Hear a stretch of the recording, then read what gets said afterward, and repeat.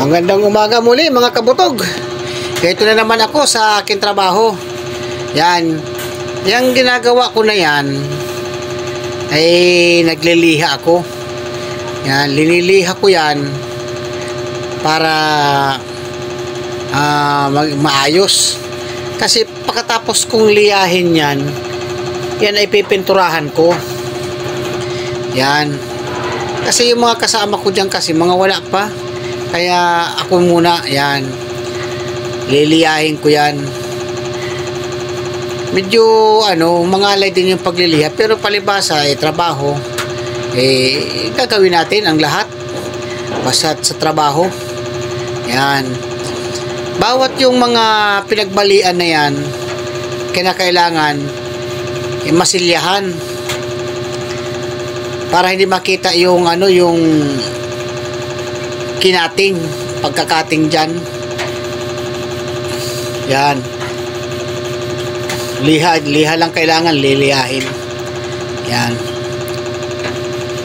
Yang liniliha ko na yan, siya yan yung ang design yan, parang bangka. Parang bangka siya. Kaya lang, yung pagkabangka niya, sa kabila na yan, mababa yung maikli lang yung kanyang yung kanyang pagbali. Tapos dito sa kabila mataas kasi nga depende nga sa paglalagyan. Yan, depende sa paglalagyan, kaya yun ang tatabasin mo para tumama o maging eksakto doon sa paglalagyan. Yan. Yan. Yan. Pagkatapos magliha niyan, papakiramdaman mo kung yan ay mataas ba ba o pantay na. Ayan. Yang yan. Lahat yan, halos wala pa sa kalahati yan. Yung mga nagawa namin, nandiyan sa labas yung iba. Yung iba lang nandiyan sa loob. Yan.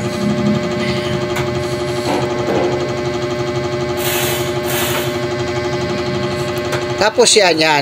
Iba-iba ang mga design yan. Yan. Iba-iba ang design yan. Yan. Oh. Makikita mo ang bali niya, naka 45 yan, oh. Oh. Ayan. Ganyan, oh. Yan, hindi ko pa yan na masilyahan. Wala pa siyang masilya. Kasi ang ko niyan, pag minisilyahan ko, kailangan hasain na yan. Yan, pagkahasa, di pantay na, pipinturahan na. Yan. Pag ganyan na wala pang masilya, hindi pa pwedeng pinturahan. Yan. Tapos, yan, iba naman ang design yan. Iba ang design nito. Yan, iba ang design nito, ha. O, ayan. Parang ayan, iba ang design. Kita mo, ang bali niya, parang ba yan? Parang C. Yan.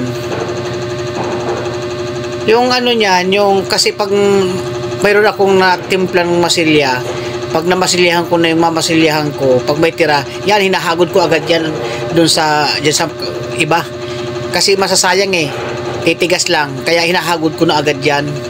Para pag binalikan ko siya, kunti na lang yung ko, yung mamasilyahan. Yan. Kung mapapansin mo. Ayan. Tamo. Yung yan, diba, maikli yung sa baba na yan, maikli yung niyan, yung bali. Yun. Pagdating sa mataas yan, mahaba yung bali. Depende nga sa paglalagyan. Kailangan nahabulin mo yan. Habulin mo. Yan yung nakalapat na sa simento, ito, yung maikli ang bali. Tapos yung nasa taas, yun ang mahaba ang bali. Yan.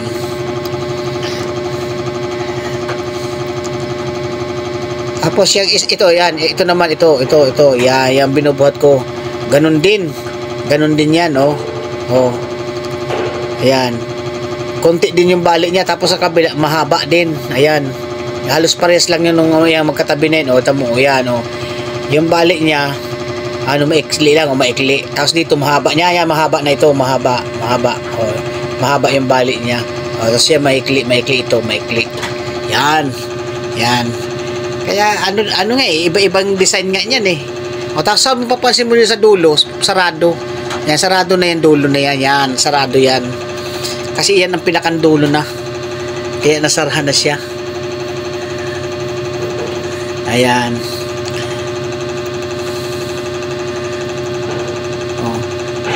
Ano yan? Siguro nasa 7 yata o 8 piraso yan.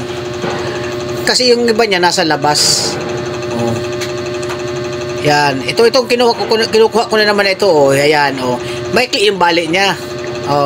Di ba maikli lang yung bali niya? Yan. Kisa dun sa isa, malaki yung bali.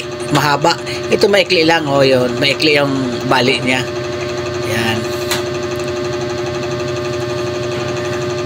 Yan. Iba-iba yung mga design niya. Kasi nga, yung paglalagyan mo, kinakailangan, susukatin mo kung paano yung taas niya, tapos yung takbo niya, para mag-eksakto doon sa paglalagyan. Yan. At, wala. Halos pare-pares na, hindi napakita ko na yung yung mga mga design. Yan. Tapos yung mga iba hindi ko nabuhat, mga pare-pares na ang niyan, ang design. Maraming salamat mga kaputog. Sana masuportahan muli ako.